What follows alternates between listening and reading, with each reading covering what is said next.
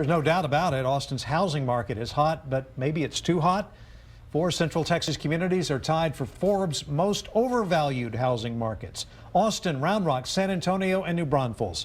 Fitch Ratings estimates they are all overvalued by 19%. The reasoning?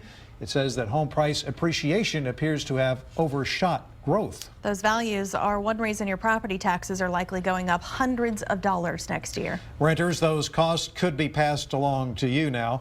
The Austin Independent School District approved a $1.3 billion budget last night. Technically, they lowered your tax rate by a penny, but the rising values means homes will cost more. So you will pay more for the typical Austin home. That's about $300 more.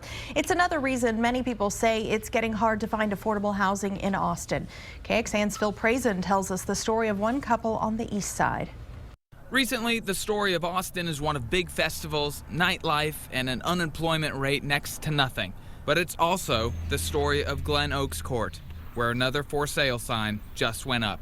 A house that has a lot of memories. Gilbert and Jane Rivera moved here in 1983. They have portraits of their ancestors and themselves as children up on the wall. They just received another letter in the mail saying they could make a ton of money if they would just sell their home and move out. Who are we but just some old folks standing in the way?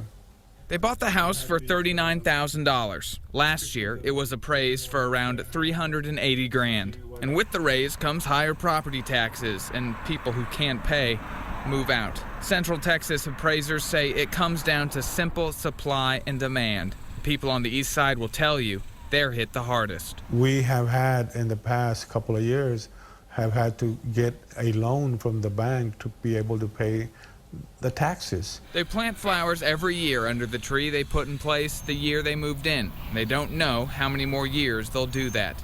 Gilbert and Jane expect another letter in the mail asking for their house. And just the other day, a for sale sign went up down the street. Phil Prazen, KXAN News.